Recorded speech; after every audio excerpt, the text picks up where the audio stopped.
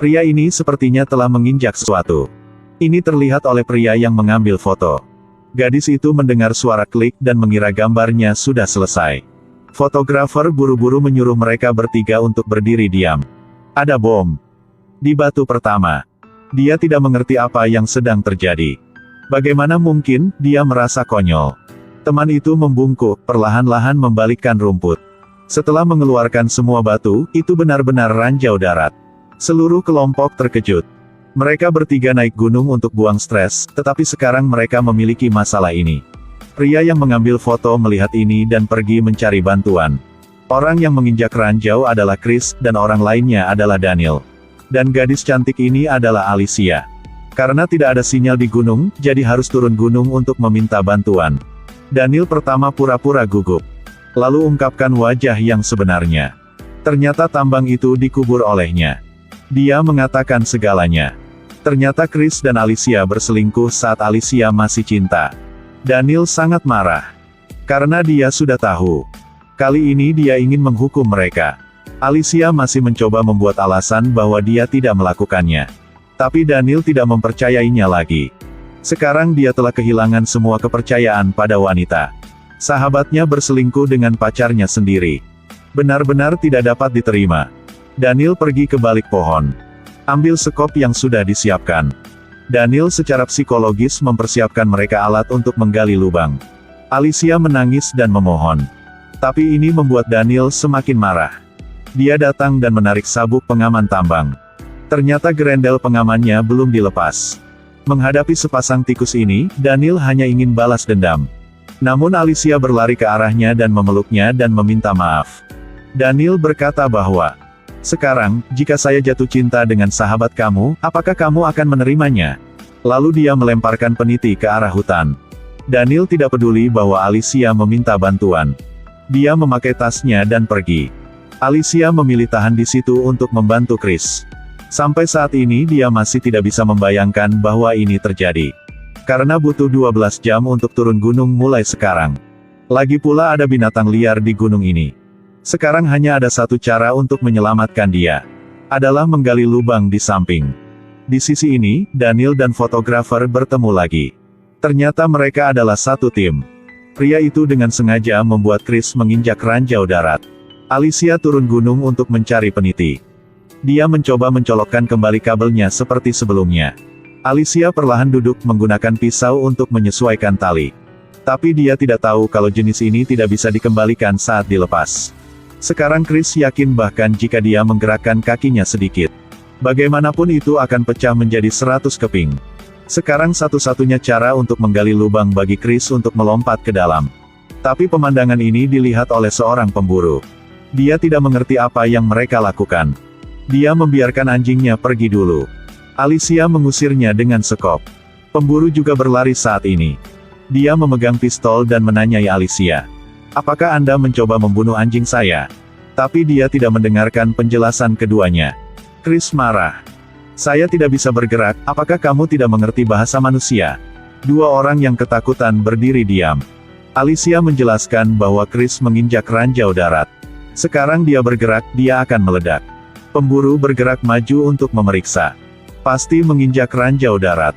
Pemburu itu melihat sekeliling dan melepas ranselnya. Kemudian membelai tangannya di atas kepala gundul. Alicia ingin memintanya untuk membantunya menggali lubang di belakang Chris. Karena dia tidak kuatnya. Pemburu melihat bahwa orang ini tidak bergerak jadi dia sangat senang. Dia pergi ke samping dan mengambil sesuatu.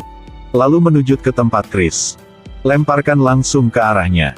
Dia bilang dia hanya memeriksa apakah Chris mengatakan yang sebenarnya atau berpura-pura. Kemudian tangan itu dengan cepat meraih tangan Alicia. Dan tidak ada niat untuk menyerah. Lalu dia menyentuh bahunya. Dia benar-benar ingin tahu apa yang terjadi di antara mereka. Dia mengatakan jika mereka tidak memberitahu, dia tidak akan menggali lubang untuknya. Setelah mengetahui bahwa mereka diam-diam berselingkuh, dia tertawa. Pemburu minta tolong tapi pasti ada hadiahnya. Dia tiba-tiba berkata dia ingin mengambil celana dalam yang Alicia lagi pakai. Kemudian gunakan tangan untuk ingin melepasnya. Chris melihat ini dan dengan cepat mengeluarkan uang dan kartu kreditnya.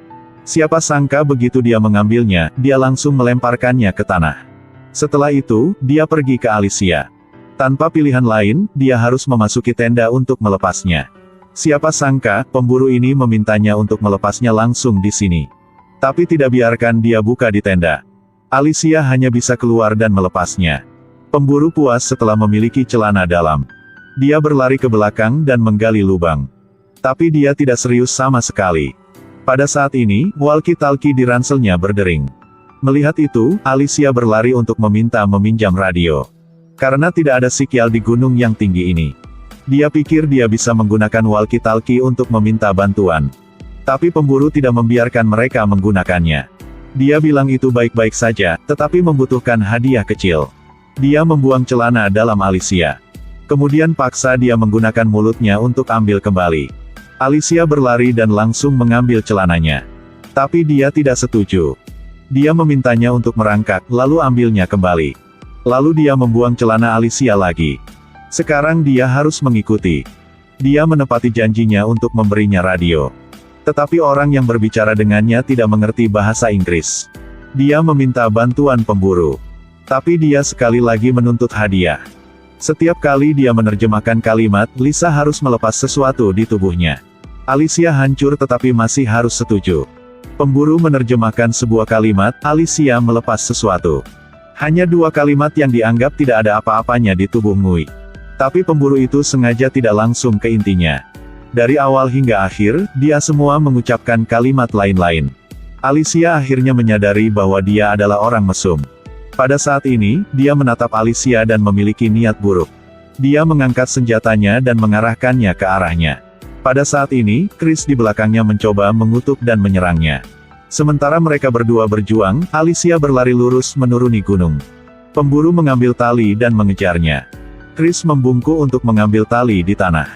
Kemudian menggunakan ikat pinggangnya untuk mengaitkan pistol. Sangat cepat, Alicia ditangkap oleh pemburu. Melihat Chris menodongkan pistol ke arahnya, pemburu itu tidak takut. Karena dia memiliki sandera di tangannya. Dia menarik Alicia ke belakang batu besar. Chris marah dan bersiap untuk menembak. Kemudian anjing itu menyadari pemiliknya dalam bahaya dan bergegas. Ketika dia sadar kembali, dia melihat pemburu itu. Ternyata tambang itu palsu. Dia juga mengatakan bahwa Chris jangan main narkoba. Tambang itu meledak sejak lama. Dan Alicia terkena pelurunya dan mati. Setahun kemudian, seorang pemuda datang ke sebuah kota. Dia memasuki keluarga dari keduanya. Katakanlah dia teman suaminya. Ketika pemburu itu berbalik, dia kaget saat dia melihat Chris. Apa terjadi? Tentu saja dia mengenali pemuda yang menginjak ranjau darat setahun yang lalu. Pemburu menggunakan alasan untuk suruh Chris keluar. Kau dan saya, 15 menit lagi. And me. In 15 minutes. Tepat di bawah jalan, Solo. At the dirt side. Ini tidak ada hubungannya dengan keluarga saya, oke. Chris setuju untuk pergi keluar. Pemburu itu segera melepaskan anjing itu untuk mengejar Chris. Beberapa menit kemudian, dia mengejar. Tapi Chris kembali ke rumahnya. Dia memeluk anjing itu, mengatakan bahwa anjing itu ditabrak mobil. Pemburu melihat darah anjing di jalan. Dia dengan panik berlari ke dalam rumah. Segera masuk pintu, langsung ketemu Chris. Dia berlari langsung ke gudang untuk mengambil pistol. Akan saya bunuh kau. Heyo. Menembakkan. Ternyata tidak ada peluru di pistol. Dan pistol di tangan Chris ada. Chris melepaskan tembakan langsung ke paha pemburu. Ibu dan anak memeluknya ke dalam kamar. Dan sekarang, balas dendam baru dimulai. Chris mengambil tali dan menyuruh putrinya untuk mengikat ibunya. Setelah itu, putrinya melakukan apa yang dikatakan Chris dan mengikat ibunya dengan tali. Pemburu di dalam terus memohon. Dia tidak ingin melihat istri dan anak-anaknya terluka. Saat itu saya mabuk. Saya udah minum banyak alkohol. Jadi saya melakukan hal-hal yang memalukan. Chris mendengar itu, mengambil sebotol anggur putih di dalam rumah. Dia langsung minum. Lalu suruh sang ibu dan anaknya minum juga. Chris menarik keluar putrinya. Memaksanya untuk melepas celana dalamnya. Kemudian buat dia berlutut dan ambil kembali celananya. Dia menuangkan semua yang dialami Alicia kepada gadis itu. Akhirnya Chris bilang dia mau main game. Ada peluru di pistolnya sekarang. Dia harus melepas salah satu pakaiannya jika dia tidak terkena. Jika tidak apa-apa melepas semua pakaian dia, permainan berakhir. Tapi dia sangat tidak beruntung. Peluru ketiga mengenai kepalanya. Dan sekarang, Chris tercengang. Dia diam dan berpikir semua ini. Tidak ada yang tahu apa yang dia pikirkan sekarang. Setelah balas dendam, tidak bahagia juga. Membuat semua terjadi tambah kacau. Film berakhir di sini. Jangan gunakan kebencian untuk balas dendam. Sedikit toleransi, hidup akan lebih baik. Tuhan punya mata, kamu akan menuai apa yang kamu tabur. Biarkan hidup berlalu dengan damai. Jangan biarkan kebencian menutupi matamu dan kamu akan kehilangan segalanya. Oke, film hari ini berakhir di sini. Jangan lupa like dan share untuk mendukung kami. Sampai jumpa semuanya.